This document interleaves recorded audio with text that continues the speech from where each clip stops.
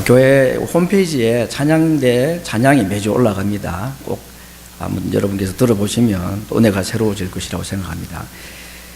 오늘 우리가 읽은 본문은 구약의 두 위대한 선지자 엘리야와 엘리사의 소위 선지자직 승계에 관한 이야기입니다.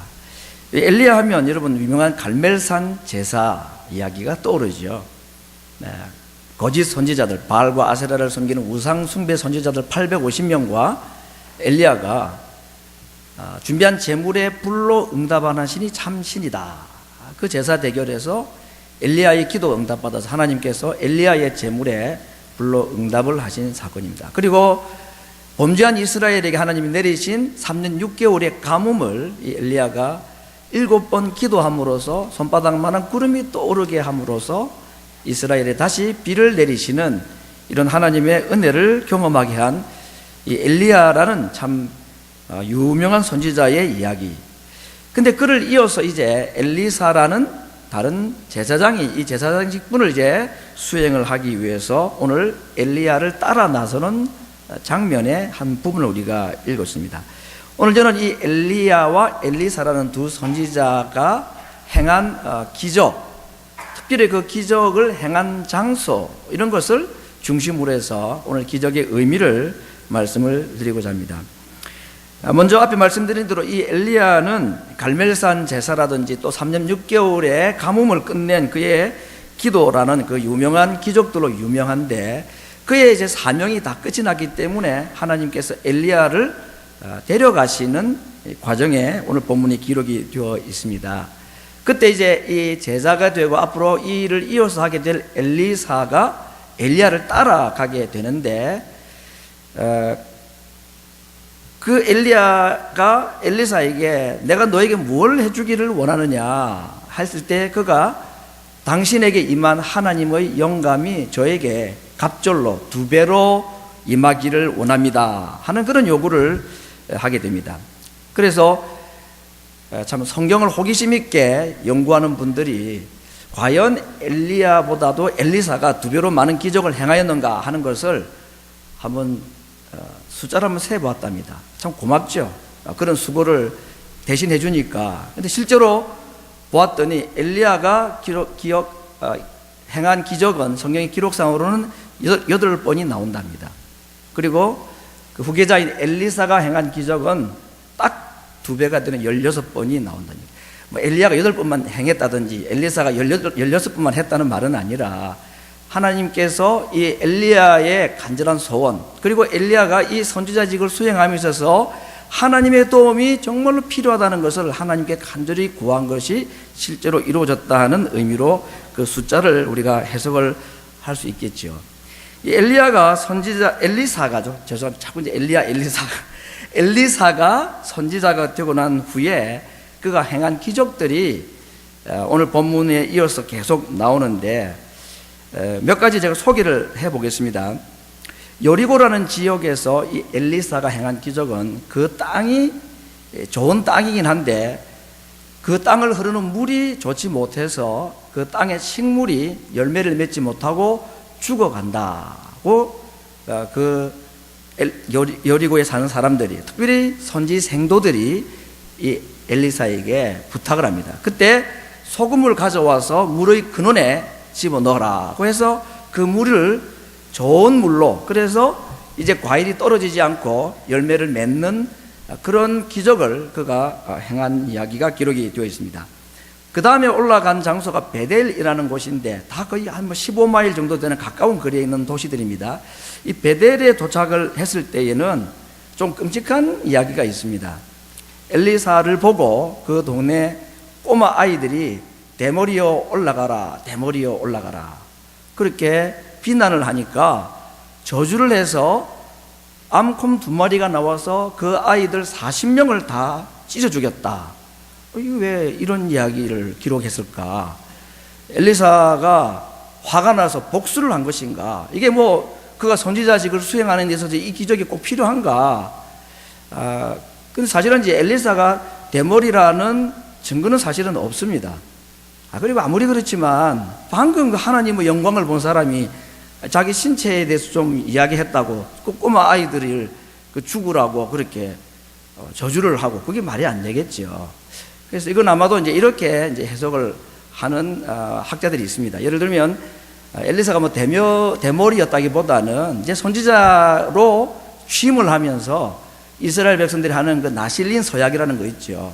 그래서 일정 기간 동안에 내가 더 이상 머리를 깎지 않겠다고 이제 머리를 탁 깎고 그 기간 동안에 머리에 손을 대지 않는, 그래서 아마 이 나실린 서약을 하면서 머리를 이제 밀었으니까 머리카락이 없어서 한 얘기인데, 그래서 아마 놀렸을 것이다. 그러나 더 중요한 것은 이 베델이라는 장소가 가지고 있는 중요성이 오늘 이 사건을 이해하는 데 필요합니다. 여러분, 베델, 하나님의 집이라는 아주 좋은 뜻을 가지고 있는 지역입니다. 더군다나 야곱의 유서 깊은 행적 아닙니까? 그가 에서 형을 피해서 도망을 가다가 잠을 자는데 꿈에 사닥다리가 하늘로부터 내려와서 천사들이 오르락 내리락하는 장면을 보고 다음날 그가 베게 했던 돌을 세우고 기름을 붓고 이곳이 하나님의 전이 되겠습니다 하고 서약했던, 그러면 그곳 이름을 베델이라고 그가 고쳐 부른 그런 아주 거룩한 의미가 있는 하나님의 임재의 장소라고 할 수 있는 곳이 이 베델인데, 나중에 이 베델은 이스라엘이 남과 북으로 솔로몬이 나눠지죠.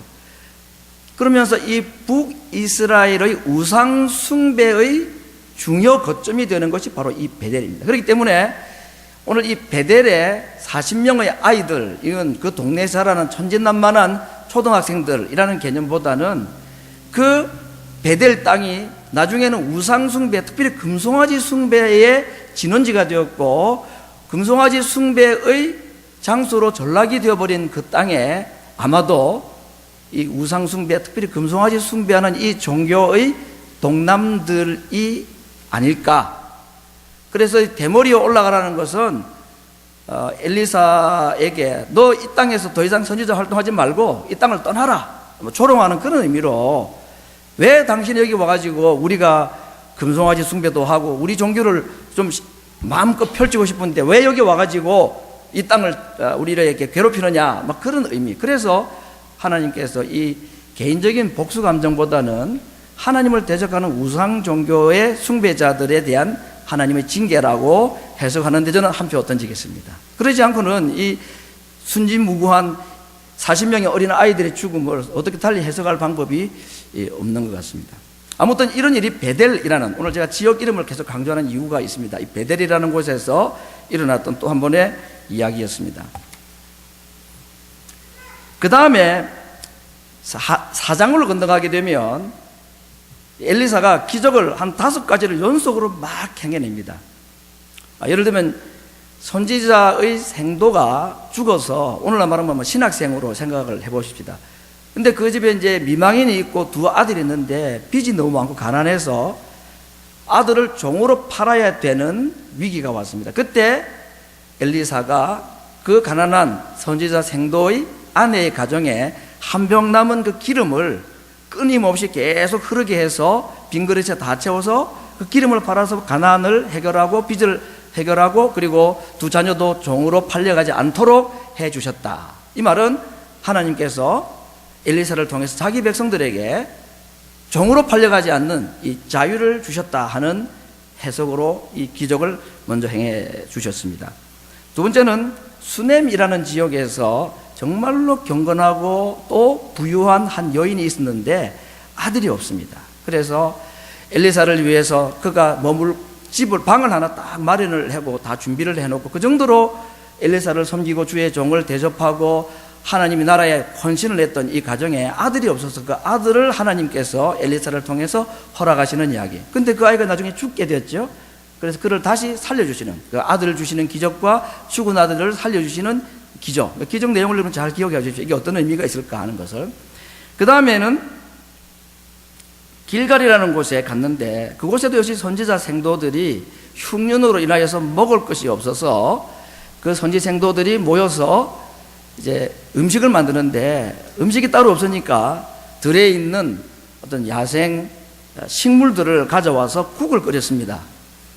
치킨 누들숲인지, 치킨은 없으니까, 누들도 없으니까 그냥 국을 끓였는데 그 국을 먹으려고 그러는데 맛을 본 사람이 주여 사망의 독이 이 구간에 있습니다. 아마 그 야생동물이나 야생식물은 먹지 못하는 독초였던 모양입니다.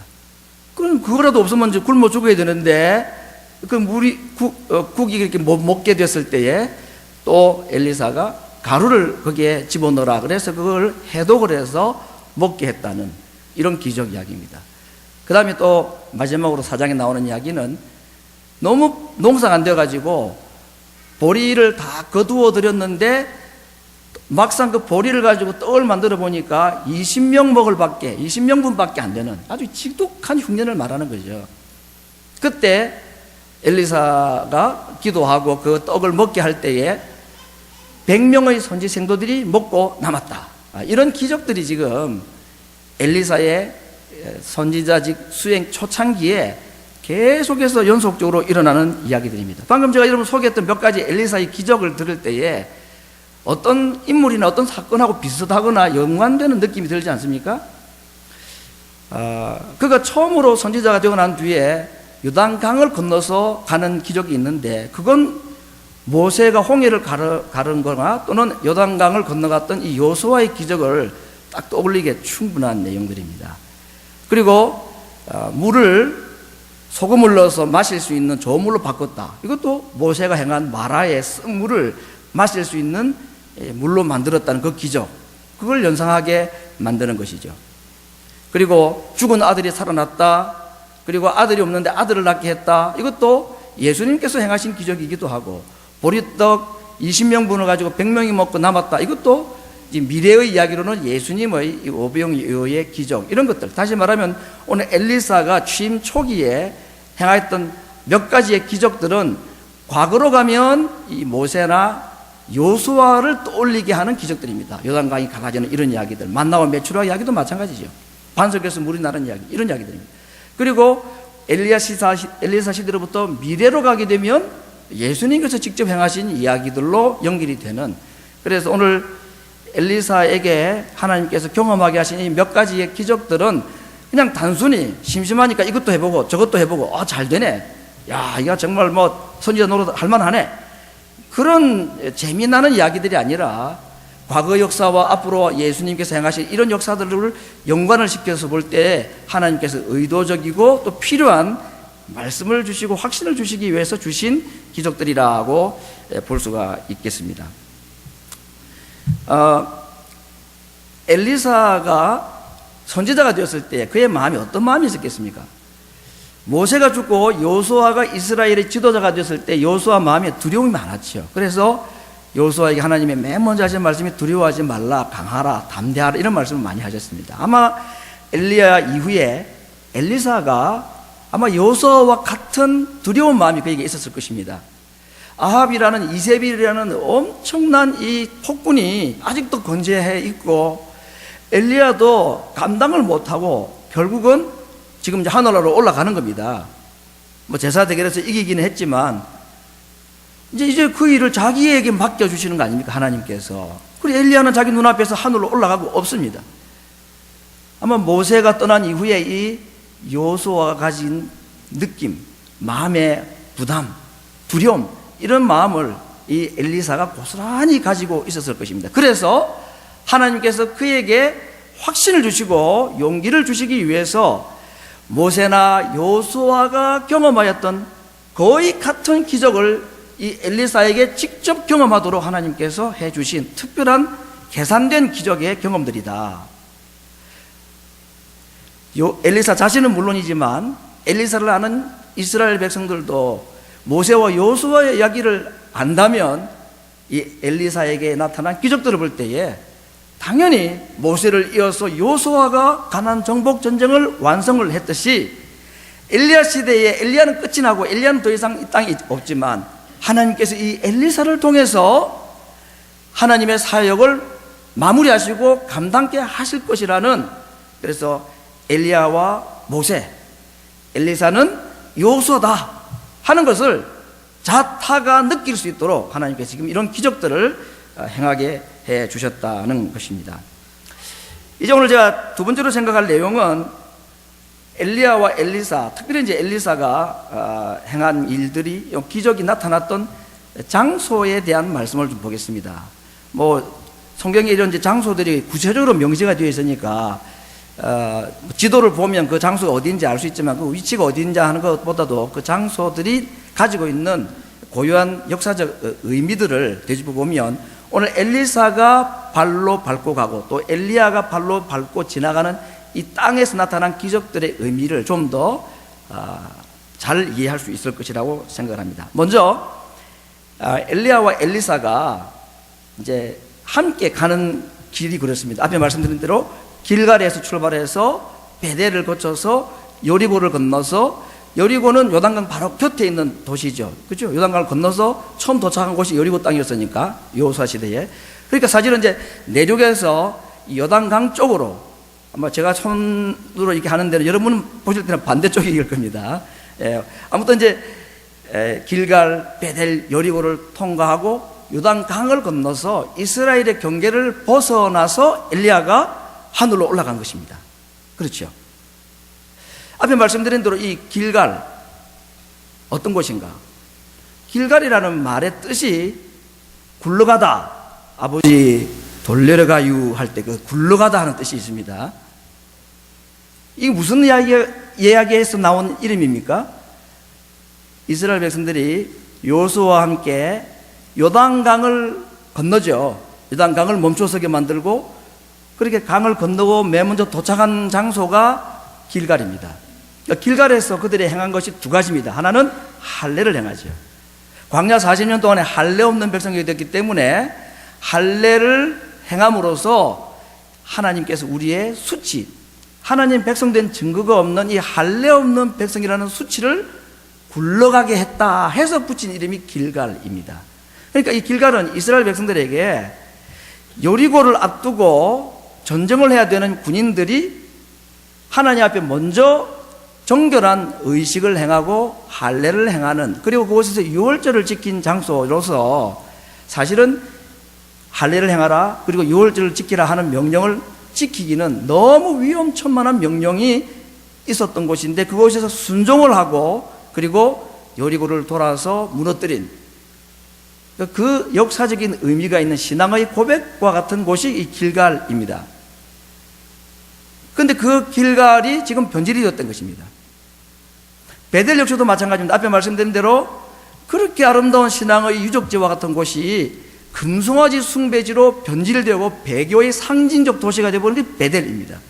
여리고 성을 무너뜨리고 난 다음에 하나님께서 특이한 명령을 하셨죠. 다시는 이 여리고성을 재건하지 말라 그럽니다. 이 여리고성을 쌓기 위해서 터를 닦으면 그의 장자가 죽을 것이고 성을 세우기 위해서 문을 세우면 둘째 아들을 잃을 것이다. 이것은 나중에 이스라엘 역사 가운데 그대로 일어났다는 걸 알고 있습니다. 왜 여리고성을 다시 세우지 말라 그랬을까요? 여리고성은 하나님 없이도 우리가 살 수 있다는 아주 강력한 벽을 세운, 자연적으로는 너무 낮은 지역이기 때문에 남에게 공격을 받기 쉽고 무너지기 쉬운 곳인데, 그래서 그들은 스스로 살아남기 위해서 두 겹으로 이중으로 높은 벽을 쌓아서 누구도 자기 땅을 공격하지 못하도록 만든 어떤 건축물의 상징적 의미, 하나님 없이도 우리는 얼마든지 우리를 보호할 수 있다는 믿음을 스스로 가졌던 도시가 바로 여리고성입니다. 그래서 하나님께서 그 여리고성을 무너뜨리고 난 뒤에, 그것도 사람이 무너뜨린 게 아니지요, 7바퀴 도니까 무너지기로 하셔가지고는 다시는 재건 못하겠습니다. 성을 세우면 아들이 죽는다고 했습니다. 실제로 그런 일이 벌어졌던 겁니다.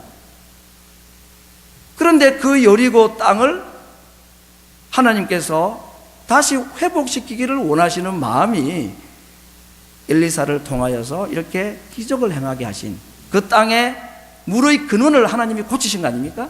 그래서 열매 맺지 못하던 여리고성의 그 나무들이 이제 다시 열매를 맺기 시작했다. 이런 길갈, 베델, 여리고 이런 것들은 이제 하나님께서 이스라엘 백성들에게 그 땅을 고치고 선지자가 그 땅을 방문했다는 것은 하나님께서 그 땅을 지금 방문하시고 그 땅을 새롭게 하시고 고치시겠다는 강력한 의미가 담겨 있는 기적이고, 그 장소가 가지고 있는 의미가 바로 그런 것이다 하는 것입니다. 여러분, 엘리사와 함께 이 엘리야가 이제 요단강을 건너가기 전에 도시를 돌아다닐 때에 이 엘리야 선지자가 자기를 따라오는 엘리사에게 3번 거듭거듭 부탁한 게 있습니다.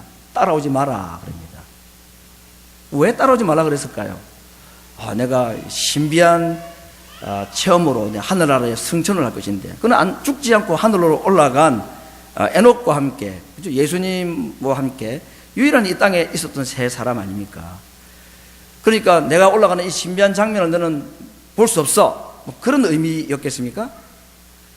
제가 생각할 때는 엘리야가 엘리사 보고 따라오지 말라고 한 것은 일종의 테스트라고 생각합니다.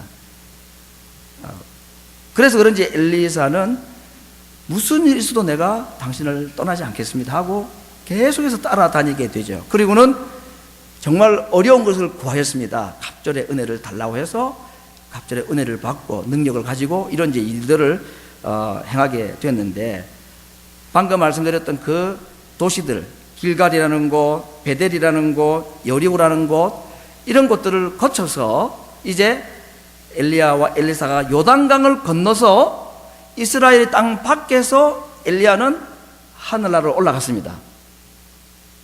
엘리야는 하늘로 올라갔습니다. 이스라엘 내륙 땅에서 강을 건너서 이스라엘을 넘어서서 그곳에서 하늘로 들림을 받았습니다. 홀로 남은 엘리사, 어디로 가야 할까요? 엘리야가 감당하지 못했던 이스라엘 땅입니다. 그래서 이 도시들을 거쳐서 요단강을 건너서 하늘로 올라갔다는 것은 어떻게 보면 엘리야가 정말로 감당하지 못하였던 이 이스라엘 땅을 결국은 강을 건너가지고 이스라엘을 떠나서 하늘나라로 올라간 거 아닌가. 이스라엘 땅에 엘리야 선지자가 없다. 그렇죠, 지금? 하늘로 올라가고 없죠. 그것도 올라간 장소가 이스라엘 한복판 예루살렘 사마리아 성이 아닙니다. 강을 건너가지고 이스라엘의 경계를 벗어나서 하늘로 올라갔습니다. 이것이 엘리사나 이스라엘 백성들에게 어떤 의미로 받아들일 수 있을까요? 하늘로 올라갔다는 것 자체도 그렇게 기분 좋은 게 아닙니다. 이 땅에 엘리야가 없다. 올라간 장소도 이스라엘 땅 밖에서 올라갔습니다. 아주 기분이 찜찜하죠. 그 의미를 엘리사가 누구보다도 잘 알았던 것 같습니다. 그래서 엘리야가 올라가고 난 뒤에 그가 떨어뜨려 주고 간 겉옷을 가지고 엘리야가 건너갈 때에 그 옷으로 물을 갈라뜨리고 두 사람이 건너갔는데, 그리고는 하늘로 올라가면서 떨어뜨린 그 옷을 가지고 건너올 때에 똑같은 엘리야가 했던 기적을 그가 하나님 앞에 요구를 한 것입니다. 요단강이 또 갈라지는 것. 그래서 요단강을 갈라뜨릴 때에 그가 한 말이 오늘 본문의 말씀의 핵심인데, 조금 전에 엘리야와 함께 강을 건너가지고 이스라엘 경계 밖으로 가서 거기서 엘리야가 하늘로 올라가고 하나님께서 자기를 이제 남겨두셨는데 자기는 이제 어디로 가야 되느냐? 엘리야의 겉옷을 가지고 방향을 어디로 바꾼 겁니까? 다시 요단강을 건너서 이스라엘 땅 안으로 들어가겠다는 겁니다. 강이 다시 흘러서 건널 수가 없는 강이 되었겠죠. 그때 엘리야가 행하였던 동일한 기적을 하나님께 요구한 겁니다. 그의 겉옷을 가지고 강을 치면서 뭐라고 얘기합니까? 하나님, 이 강을 갈라지게 해 주옵소서. 그렇게 하지 않았습니다. 오늘 뭐라고 그가 하나님께 기도하고 외칩니까? 엘리야의 여호와 하나님은 어디 계시니까? 라고 했습니다. 여러분, 이 외침이 무슨 의미일까요? 엘리야의 하나님은 어디 계십니까? 앞에 말씀드린 대로 엘리야가 이스라엘 땅에 없다 하는 말은 여러 가지로 생각할 수 있지만 아주 단순하게 이런 메시지입니다. 하나님이 이스라엘에 계시지 않다. 성경은 여러 가지로 이 사실을 증거를 했습니다. 엘리야의 주 활동 무대는 이스라엘 땅이 아니고 이방 땅이었습니다. 3년 6개월 동안에 비가 오지 않고 그런 가뭄의 저주의 기적이 이스라엘 땅에 일어났고, 먹을 물이 없고 곡식이 안 되고 가뭄과 기근으로 살았던 3년 6개월 동안에 엘리야는 어디에 있었습니까? 시돈 땅이라는 사르밧 이방인의 땅에 살았습니다. 거기서 냇가의 물을 마시고 하나님 주시는 양식으로 배불리 먹고 그 사르밧 과부의 마지막 남은 통밀가루 그걸 가지고 먹고 기적의 떡을 계속해서 만들어 먹고 거기 살았던 거 아닙니까? 좋은 일들은 이방 땅의 하나님이 엘리야 시대에 다 행하셨습니다. 그러나 좋지 못한 저주의 기적들은 자기 땅 이스라엘 하나님이 행하신 것입니다. 그리고는 이제 엘리야가 그 느낌을 보여주기라도 하듯이 도시를 거쳐서 요단강을 건너서 이스라엘 땅을 밖으로 지나가고 하늘로 올라가 버렸습니다. 이 말씀의 의미, 이 기적의 의미가 무엇인지 엘리사는 아는 것입니다. 엘리야가 이스라엘 땅에 없다 하는 말은 하나님이 이스라엘을 떠나셨다. 그래서 그는 엘리야의 하나님은 어디 계십니까? 엘리야는 이스라엘 땅에 없지만 엘리야의 하나님은 이스라엘을 버리지 않지 않았습니까? 하고 그 강을 건너서 지금 엘리야가 떠나왔던 장소를 되짚어가면서 그 땅을 다시 답습을 하고 있는 겁니다. 누구와 함께? 하나님과 함께. 하나님과 함께 다시 이스라엘 땅으로 요단강을 건너 들어가는 엘리사의 심정입니다. 그래서 그 첫 번째 기적을 행할 때에 엘리야가 가려고 강을 가르고 요단강을 건너서 이스라엘 땅 밖으로 갔던 그 땅을 동일한 기적으로 바로 배 건너오면서 강을 가르면서 한 말이 그런 의미인 겁니다. 엘리야의 하나님은 어디 계십니까? 엘리야는 이스라엘 땅에 없지만 엘리야의 하나님은 이스라엘 땅에 계시지 않습니까? 계셔 주셔야 됩니다. 저와 함께 가지 않으면 저는 갈 수가 없습니다. 함께 가려 주십시오. 이것이 강을 가르고 다녀왔던 그 이스라엘의 땅을 되짚기를 위하여서 하나님이 함께 가시기를 구한 엘리야의 기도였습니다. 오늘 제가 이 본문을 지난 주간에 새벽기도 본문으로 읽고 말씀을 전하고 지난 주일 새벽, 일주일 전 주일 새벽에 제가 다시 이 본문을 가지고 새벽기도 오신 분들께 말씀을 전했던 내용입니다. 제가 이 말씀을 전하고 난 뒤에 내려와서 기도를 하는데 그 엘리사의 부르짖음이 제 마음속에 조금 느껴졌습니다. 엘리야 없이 엘리야도 감당하지 못했던 아합과 이세벨이 아직도 서슬푸른 칼날을 휘둘고 있는 저 땅에 엘리야도 감당 못했던 저 땅을 감히 내가 어떻게 한단 말인가. 그러나 엘리야는 올라가 버렸고 하나님은 그에게 그 사명을 맡겨주셨습니다. 그래서 하나님이 과연 나와 함께 하시고 엘리야가 떠난 그 자리에 하나님은 떠나지 않고 하나님은 이스라엘 땅에 계시다는 증거를 보여주십시오. 그게 그의 외침이었습니다. 엘리야의 하나님은 지금 어디 계십니까?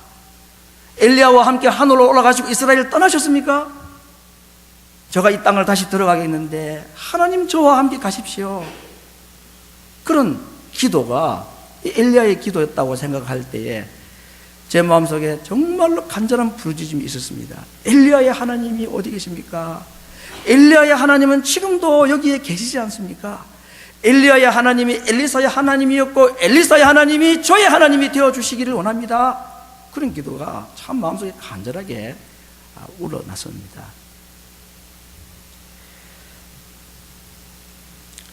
그러면서 우리 교회가 엠블로로 이사 온 지가 2년이고 새 예배당에서 예배를 드리기 시작한 지가 한 달이 4주가 되는 주일이었는데 하나님께서 우리를 오가에서 엠블로로 건너오게 하시고 예배당을 짓고 예배를 드리게 하실 때에 정말 그런 마음에 간절한 소원이 있었고 막상 건축이라는 것이 1차적으로 완성이 되고 나다 보니까 더 간절한 기도가 마음속에 떠올랐는데 그것이 바로 이 엘리사의 외침이었습니다. 하나님, 우리만 이곳에 건너오지 말게 하시고 요단강을 건너서 엘리사와 함께 이스라엘로 들어가셨던 하나님이여, 그 하나님이 우리와도 함께 하여 주십시오. 엘리야와 함께 하셨던 하나님이 엘리사와도 함께 하신다는 사실을 요단강을 건너게 하는 기적을 통해서 그에게 확신시켜 주셨듯이 엠블로 시대를 시작하는 우리 제1교회의 새로운 시대를 하나님께서 우리에게 맡겨주시고 이 땅을 우리에게 맡겨주신다는 증거를 우리에게 보여주시기를 원합니다 라고 하나님 앞에 좀 무리한 기도를 하게 하셨던 것입니다. 하나님 엘리사가 경험하였던 요단강을 건너는 그 경험을 우리로 하여금 하게 해주십시오. 그러면서 몇몇의 병자들을 위해서 기도하기 시작했습니다.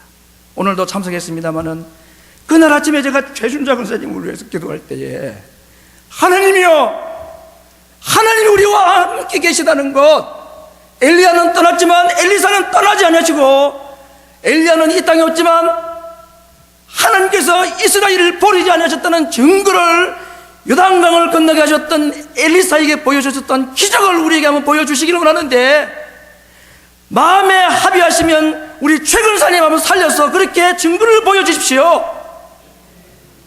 그렇게 기도했습니다. 그리고 그 다음 주간에 제가 권사님 방문하고 이 말씀을 그 가정 신방 예배 때 설교했습니다. 하나님이 우리와 함께 하시는 증거를 위한 기적을 요구하는 것은 하나님을 욕되게 하는 것이 아니라고 생각합니다.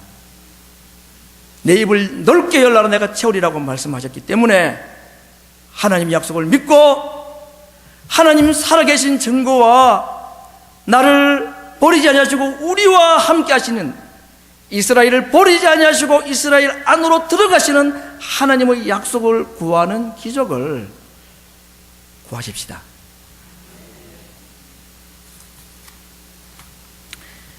오늘 하나님께서는 지난 엘리야 시대에 빼앗겨 버렸던 자리들, 베델이나 여리고나 길갈이나 그 유서 깊은 신앙의 자리들이 금송아지에게 빼앗겨버리고 바알과 아세라에게 다 빼앗겨버려서 앉을 곳이 없어서 쓸쓸히 이스라엘을 떠나시고 시돈 땅 주변으로만 맴도시던 하나님을 엘리사가 하나님 함께 가십시다 하고 하나님을 초청해서 함께 하심의 증거로 요단강 건너는 기적을 엘리야와 똑같이 하나님께 요구하고 그 땅을 건너가는 이야기입니다.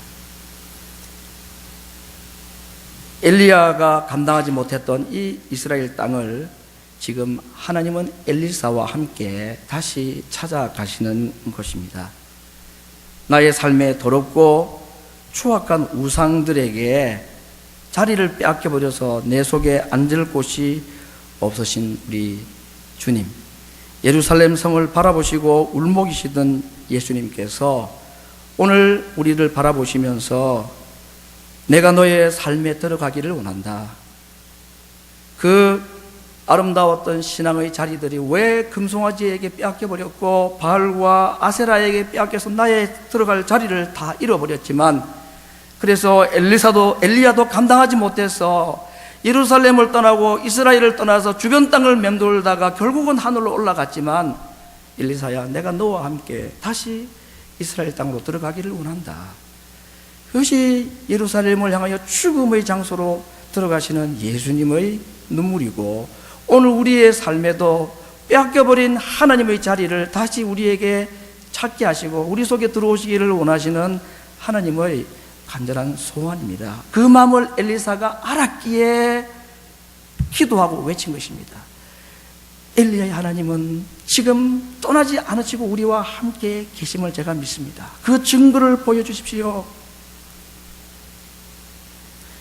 오늘도 우리의 삶에 빼앗겨버린 주님의 자리를 다시 되찾기를 위해서 요단강을 건너 이스라엘로 들어오시는 그 하나님의 발걸음, 예수님의 발걸음을 오늘 이 아침에 우리가 한번 묵상하고 우리 마음을 열고 우리 마음 속에 잃어버린 주님의 자리를 다시 주님께로 돌려드리고 내 삶의 주인이 되어주시고 내 삶을 다스려 주시옵소서.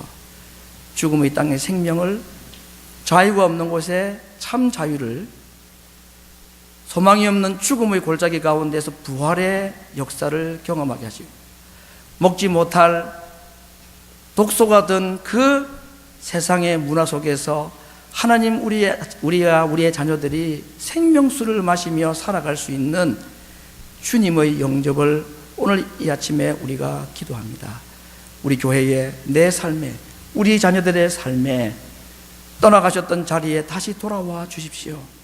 엘리야의 하나님, 엘리야는 떠났지만 하나님은 떠나지 않으심을 제가 믿습니다. 그 증거를 우리에게 보여주시옵소서. 이것이 엘리야의 하나님은 어디 계시니까 하는 엘리사의 외침이었습니다. 오늘 이 기도가 우리 가운데 있기를 원하고, 내 마음에 들어오시는 그 하나님을 마음에 영접하시는 하나님 백성들 되기를 말씀으로 축원합니다. 같이